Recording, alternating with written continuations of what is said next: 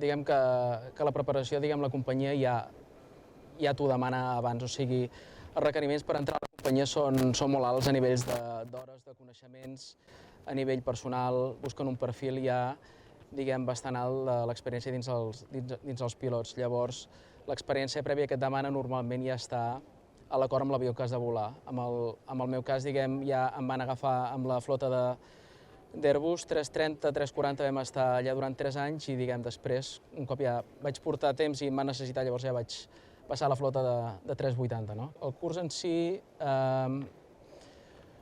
té una durada d'uns 2 mesos i mig i aquest és un curs abreviat, perquè l'experiència prèvia que jo tinc amb la companyia el valora i llavors és un curs molt reduït, és molt comprimit, amb la qual cosa, tot el Nadal, en aquest cas, el vaig passar estudiant des del 22 de desembre fins al dia 15 de febrer, es pot dir, no vaig parar d'estudiar, no? Perquè vull dir, cada dia que tens una classe, que tens un vol, que tens un simulador, els instructors ja assumeixen que tu ja et saps la lliçó, abans no hi vas, no? Els estàndards són molt alts i s'han de mantindre, i llavors la preparació que necessites és plena dedicació, bàsicament.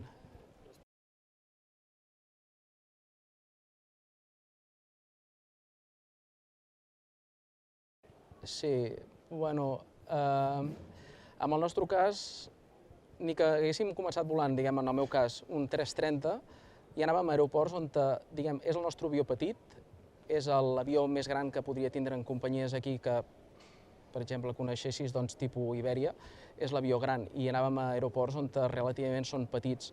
El problema de l'avió en si, és que és un avió és molt gran al terra, o sigui, aquest avió fa el doble, pràcticament, que un avió normal que la gent agafa normalment per anar a un desplaçament europeu normal en qualsevol companyia espanyola, a qualsevol desplaçament, aquest fa el doble. Perquè facis la idea, només la cua de l'avió és tan gran com l'ala d'un avió d'aquests, o sigui, és molt gran. Llavors la peculiaritat, sobretot, comença, des de l'hora de rodar, hi ha molt d'estudi previ per les rutes que podem anar, per l'aeroport, perquè no podem anar per tots els llocs que estan oberts, sinó que nosaltres tenim uns llocs designats on podem rodar. Per l'amplada, sobretot, és un avió que fa de puntada a puntada, fa 80 metres, i quan un avió normal fa 35 metres. Llavors, aquesta és la major diferència, i després, tota la preparació, no? Vull dir, és un avió que tecnològicament està molt avançat, però necessita molta preparació abans de qualsevol vol.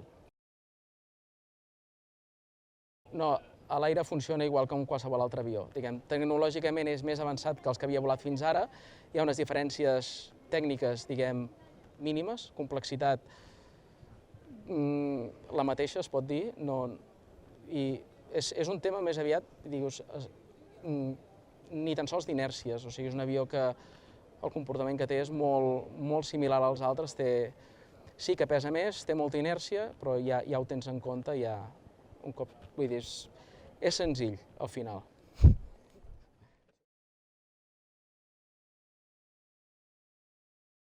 Sí, la companyia, així com per exemple flotes com 330 podien volar 330, 340, el 380 és un avió que nosaltres volem anar exclusiva, no? És un avió que vull dir, no permet fer el que en diem multi-fleet flying, que seria tindre, dos tipus d'avió diferents volant amb la mateixa llicència. No, la companyia vol que específicament volem aquest avió, ja tenim prou complexitat de rutes, no? Perquè l'avió en si hi ha dues versions, una que és la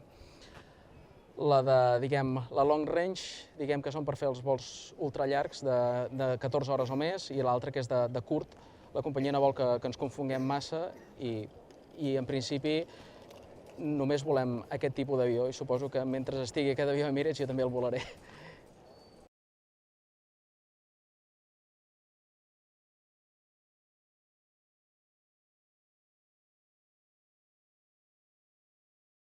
Home, a mi m'encanta la idea, quants més avions tinguin millor, perquè per sort, els vols que tenim normalment van bastant plens. Llavors nosaltres sí que tenim uns bitllets especials, però depèn molt de la capacitat de la gent que hi pugui anar. Llavors, quan més oferta de bitllets hi hagin, no només per mi, sinó fins i tot pels passatgers, no? Quan hi ha més oferta, i sobretot tinc molts amics que són diguem, membres molt freqüents d'Emirates, llavors poder tindre una segona opció d'un vol, en aquest cas ara tenim el vol de migdia, després serà un vol de nit. El vol de nit és molt convenient perquè ens permet, diguem, agafar un vol de nit, arribes allà al matí i perfecte, si has pogut dormir durant el dia, durant tota la nit comences el dia ben fresc, saps? Per mi, quants més avions posin, millor, però de moment només seran 2.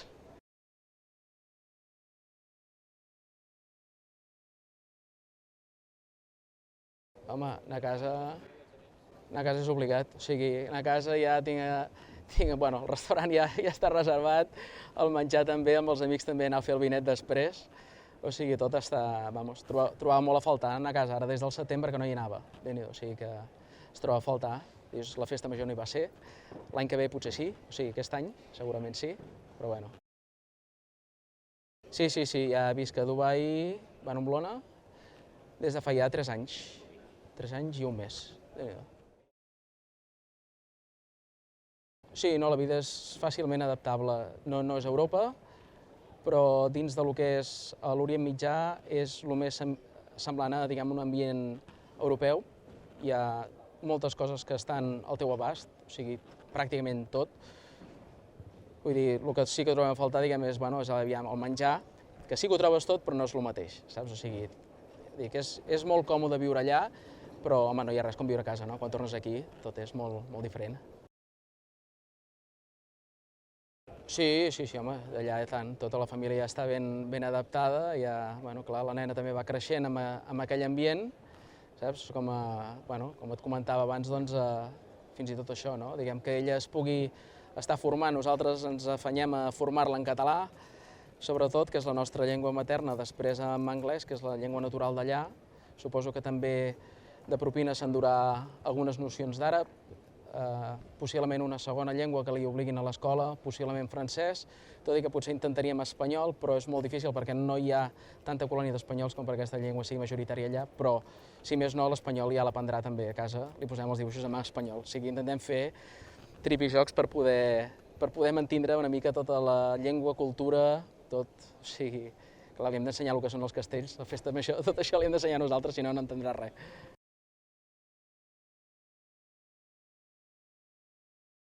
Bueno, de fet, el grup més gran que tenim nosaltres és més de catalans que d'espanyols. Vull dir, és potser una casualitat, diguem, en diferents àmbits ens hem anat ajuntant i a vegades per les proximitats de les, diguem, tradicions i cultures ens hem anat juntant, no? Per exemple, l'any passat inclús vam organitzar-ho nosaltres, vam organitzar el Cagatio. A Dubai el vam organitzar nosaltres, la meva dona i jo. Els meus pares l'última vegada ens van portar un tio de veritat i vam poder fer un Cagatio amb molts catalans, no? Segurament l'any que ve fins i tot n'hi haurà més.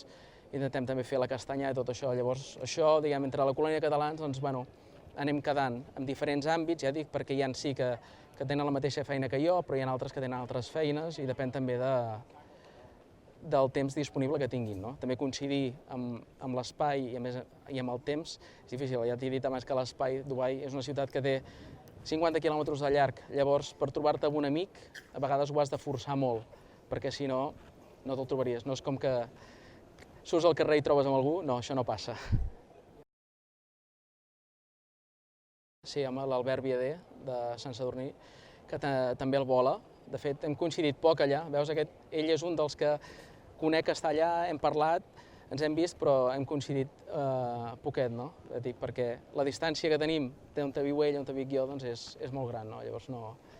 Clar, som molta gent, sembla que no hi siguem gaires, però a vegades parles amb gent de l'ambaixada i et diuen que som molts, o sigui, no sé si espanyols hi ha pràcticament 10.000 vivint allà, o sigui, som molts, cada cop més.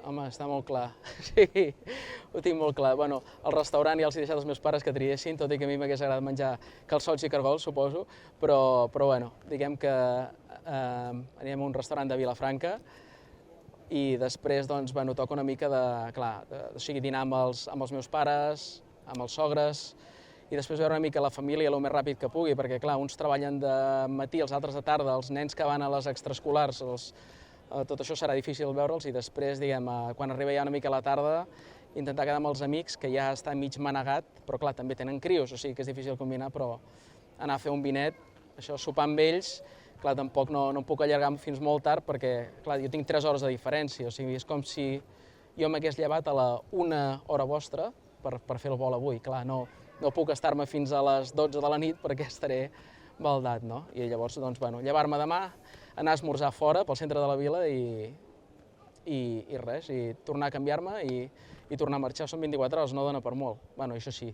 la maleta ja, la meva mare ja s'ha preocupat d'estar omplerta fins dalt, tot i que la maleta encara no està amb els meus pares, però ja està plena abans d'arribar a casa. Merci.